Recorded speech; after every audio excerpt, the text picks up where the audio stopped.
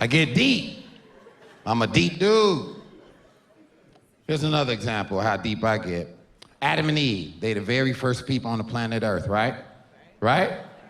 So I'm looking at a picture of them the other day, both of them naked, and I noticed they both had navels, belly buttons.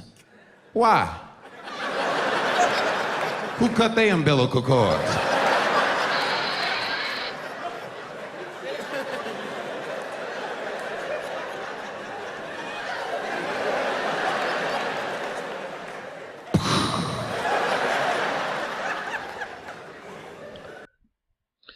All right, Shalom.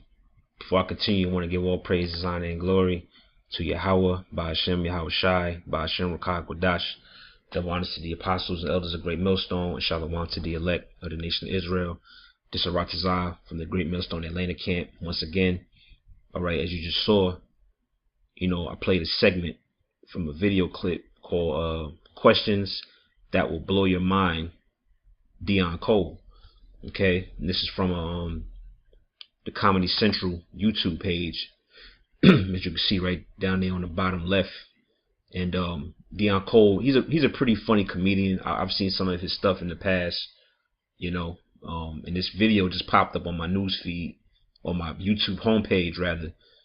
And I decided to click on it, check out what he was talking about. And then, I came across that part, and I was like, well, damn, this is perfect opportunity to do a video, because I didn't know he was going to bring up something relating to the Bible, so that was the spirit. But I wanted to do this video basically to get into a short lesson to prove that Adam and Eve were not the first people on the earth, which is pretty much the majority of the earth believes that. If you've whether you're into the Christianity or the Christian church or not, the average person is going to believe that Adam and Eve was the first person or the first people on the earth, because that's what is taught, But we here at Great Millstone, those of us that have awakened to the truth and got the true understanding, we know that Adam and Eve were not the first people, that there was people already on the earth before Adam even came about, man.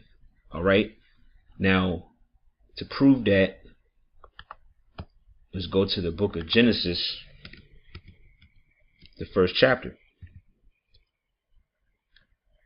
And then another thing, these comedians and stuff, they'll do these bits about the Bible, and they'll come at an angle. They'll make a joke, but they'll try to take a shot at the scriptures, like, oh, the Bible contradicts itself, or the Bible has it's plot holes and this and that. Basically, it just boils down to people just don't know the scriptures, man. But that's why the Lord has the prophets set up to break it down and explain it. Now, this is Genesis chapter 1 in verse 20, and I'll read it verbatim. All right, verse 20, it says, "And God said, let the waters bring forth abundantly the moving creature that have life." So the waters, which you see, the seas and the ocean, that's where all creation came from. Everything that you see that moves, whether it's birds, different beasts, insects, reptiles, and including people, because people are what? Moving creatures, and we have life inside of us. So it says, and God said, verse 20 again, let the waters bring forth abundantly the moving creature that have life. You see, so the Lord made an abundance of things when he created it. All right, he didn't just make one person or make one tiger, one elephant. He made an abundance of them. Okay, it says the moving creature that have life, and fowl that they may fly above the earth in the open firmament of heaven. So the birds as well. And keep in mind that this is the 5th day. All right, this is just before Adam, so to speak, comes into the picture. Adam doesn't come into the story, so to speak, until chapter 2. So man was already created already. Okay, it says verse 21, and God created great whales and every living creature that moveth. You see, now when you go into this word creature, I believe the word there is napash in the Hebrew. Okay. One right? Creature. Napash. Let's just look it up real quick. Excuse my my lagging internet, but it says Napash. You see some of the translations here in Strong's. It says soul, life, person. You see that? Person, man. Now when you jump down here, it says soul, self, life, creature, person. All right, appetite, mind, living, being, desire, emotion, passion. Then it goes on. All right, living being, the man himself, self, personal, individual. So that's clear right there. All right, that's clear.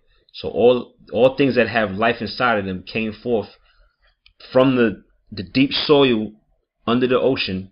All right, that's under the waters. That deep, rich soil came from that, and it came through the waters and came onto land. All right, and that's why it's no coincidence that what they say, man is what 80% water, because we come from the waters, man. All right, so it all lines up and makes sense.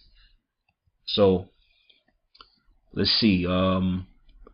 Yeah, that's pretty much the point. So a creature, animals, and people. Okay. Now let's jump back. And really, I could end the video right here, but I'm gonna just get a little more. All right. It says Okay, hold on. Verse 21 again. It says, "And God created great whales and every living creature that moveth." All right. So that shows you right there that man was already on earth before Adam even comes into the picture. It says, "Which the waters brought forth abundantly after their kind, and every winged fowl after his kind, and God saw that it was good." Verse 22, "And God blessed them, saying, Be fruitful and multiply." So people, the animals, the different creatures, including people, man, began to multiply, be fruitful. All right, they've had sexual intercourse and brought forth what? Children. All right, people. It says, "And fill the waters in." It says, "And fill the waters in the seas, and let the fowl multiply in the earth." And the evening and the morning were the 5th day. So this happened on the 5th day, which is the 5,000th year, because the scripture says that what one day with the Lord is 1,000 years, and 1,000 years is one day. All right. So that proves that, man. So man was already there. Now when you jump to chapter, matter of fact, let's go to Genesis 5.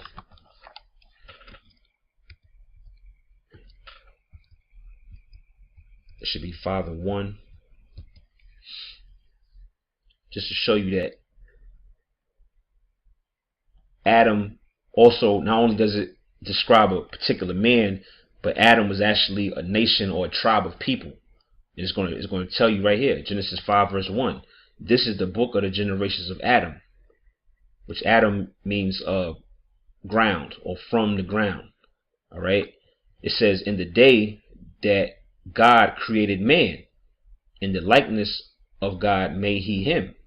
Male and female created he them, and blessed them." You see? "And called their name Adam in the day when they were created." You see? So Adam was actually represented a particular nation or tribe of people that was on the earth. Because you had other people that was there, which we already proved in Genesis 1. All right, they came forth out of the waters more abundantly, all living creatures, man. You know, now it's on the 5th day. But there was a particular group of people out of those that came forth more abundantly that the Lord separated, and what, as it says here, called their name Adam. You know, and out of that line, that's how you get everybody else on the earth today. All right, everybody on the earth, whether you're a so-called white man, you're an Israelite man, you know, black, Hispanic, Native American, Chinese, you so-called African, you come out of Adam. All right, now pursuing Deuteronomy 32nd chapter, the Lord divided everybody.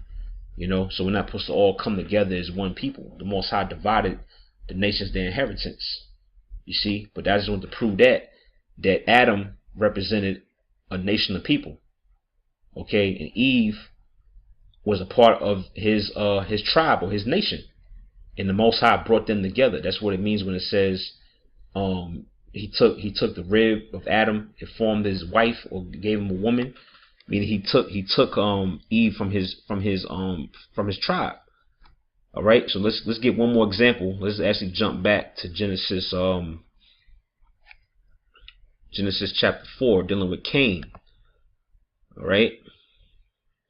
Now this also proves that there were other people on the earth besides Adam and Eve, because at this time, Adam and Eve, the man and woman, they had 2 children, Cain and Abel. All right. So if Adam and Eve were the only people on earth and they had children, all right, which would be Cain and Abel, then answer this. All right, this is Genesis chapter 4 in verse, let's see where I want to start at. Let's start at verse 16. All right, Genesis 4:16. And Cain went out from the presence of the Lord and dwelt in the land of Nod on the east of Eden. This is after he killed his brother Abel. All right. So he fled to the land of Nod. Now check this out. Now, of course, brothers already know this already, but this is just for the potential viewer out there that still believes Adam and Eve was the first person or first people on earth. Verse 17. Now remember, Cain was the son of Adam and Eve. So according to the general understanding, Adam and Eve were the only people. So that would mean Adam, Eve, Cain, and Abel was only them 4 on the earth at the time. If you go by according to the world's understanding, they were the only 4 people on the earth. Now, verse 17 says, and Cain knew his wife, and she conceived and bare Enoch, and he builded a city and called the name of this city after the name of his son Enoch. Now, where did Cain get his wife from? You see that? If Adam and Eve were the only people, and Cain was their son, how did Cain obtain a wife? It didn't speak about Adam and Eve having a daughter.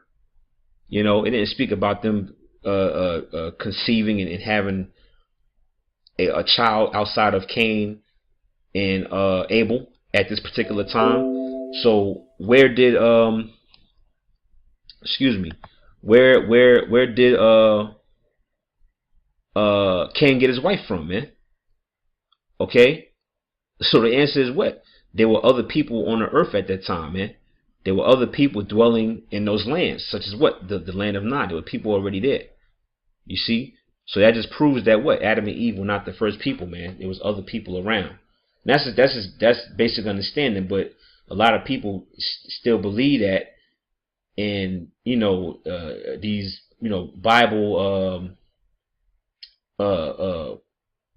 non-believers, for lack of a better word, like to use that to try to make it seem like the Bible is, it basically it has plot holes. It don't make sense.